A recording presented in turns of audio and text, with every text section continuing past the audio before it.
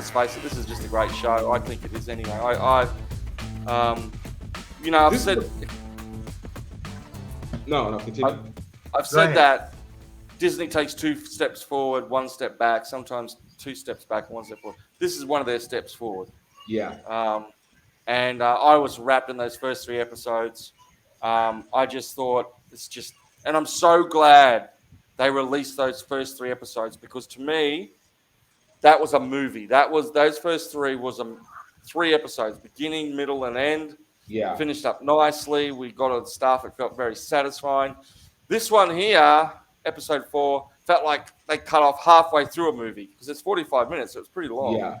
But I don't have a problem with that, because I was following the interactions between characters. Sometimes a little hard to keep up with what was going on, but when they did all the Empire stuff and all the people in the suits, while you didn't understand every single thing they were saying, because they were talking a lot of shop, it's a classic example, but you get the meaning of what they're doing. The intensity, the dislike for one another, the power and control through bureaucracy. We're not going to control more with guns all the time. We're going to use rules and regulations, and we're going to really,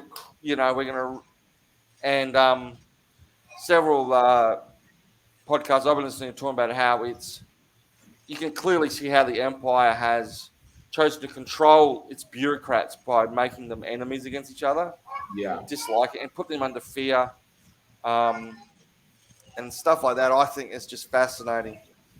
But also, having said, there was a lot of intensity on the other side of the ledger too. But that's intensity that comes from being such an underdog and doing these huge jobs where their lives are at stake and they're clearly undermanned. But I think JP and I were talking about this last week, and I think this is such an interesting case, because this is literally the ground that George Lucas tried to create in the first 3 episodes, but poorly did in its politics, where in this one, which is what attracts me to Andor the most, is understanding the economic and power structure of the Empire most. And this is the first time that it feels interesting. Now, I could say because of age, and maybe I understand it better, but I do feel like this has been presented far better than it was in the first 3 episodes, even looking back at it. Oh yeah, yes.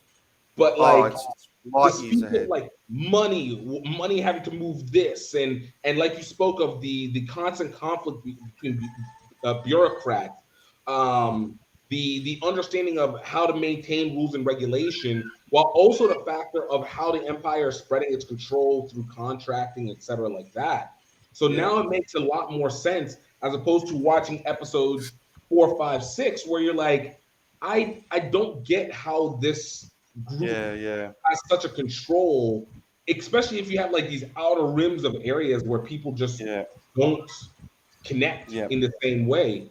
But Andor, I feel, is the first time, and it is easily the best show since The Mandalorian, the Day of Dawn, where it feels concisely about the person. It feels concisely in the dirt of Star Wars.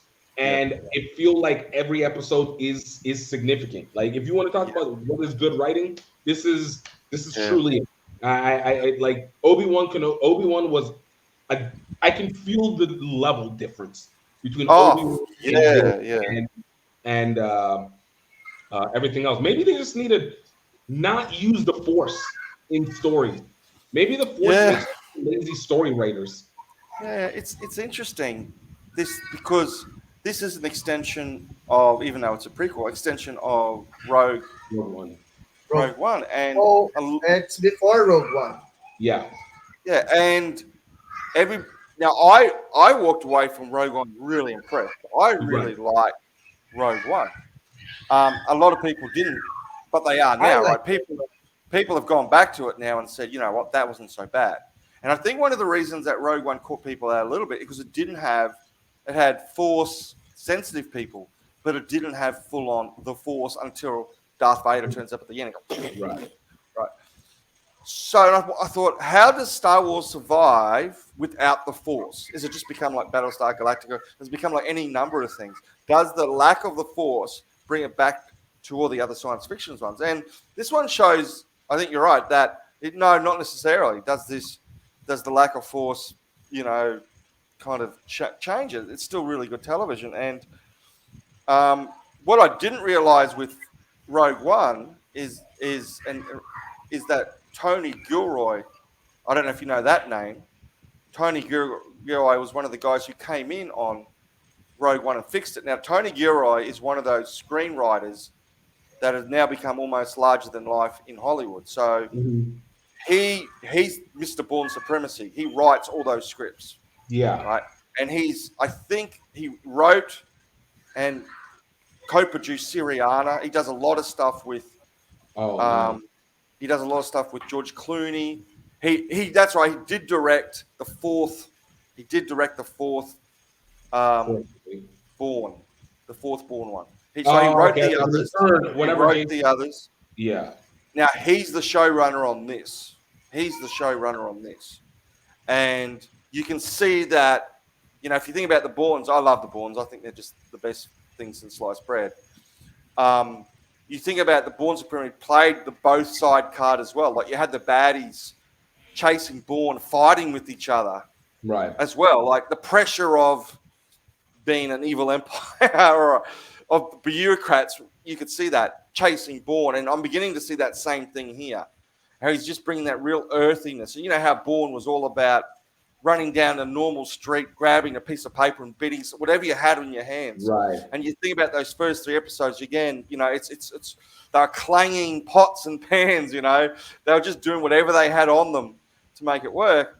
And the other thing I realized about the first 3 episodes, and I think it's in this 4th one as well, because I went back and watched episode 3 before episode 4 because there's so much happening. I just wanted to catch up on it. I realized that in that first 3 episodes, Diego Luna, Cassian.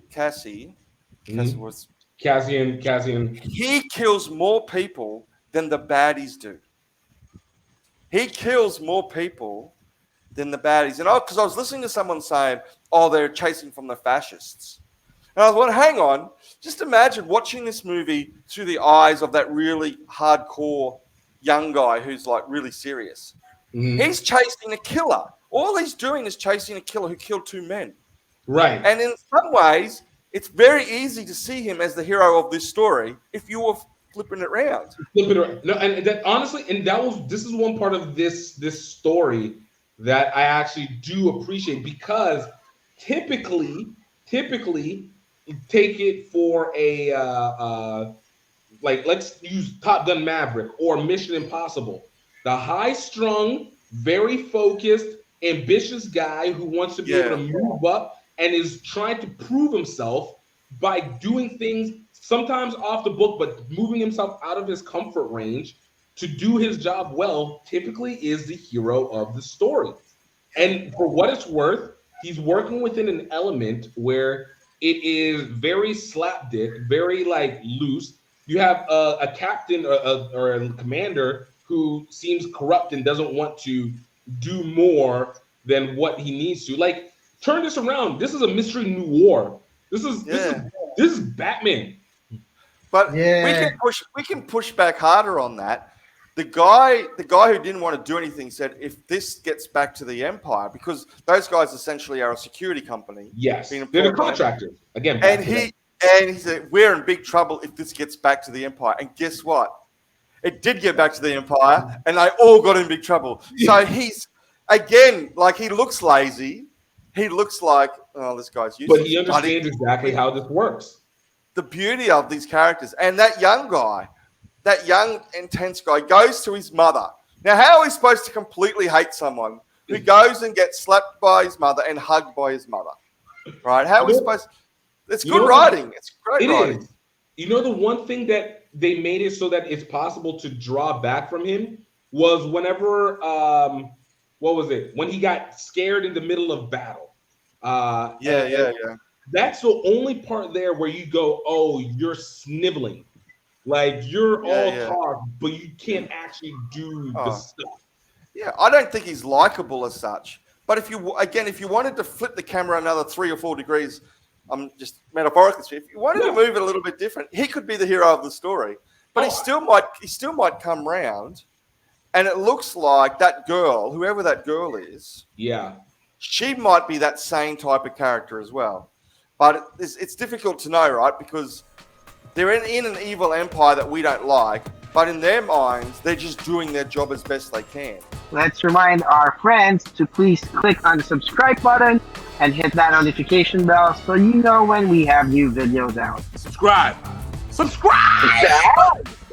God will die. Or die.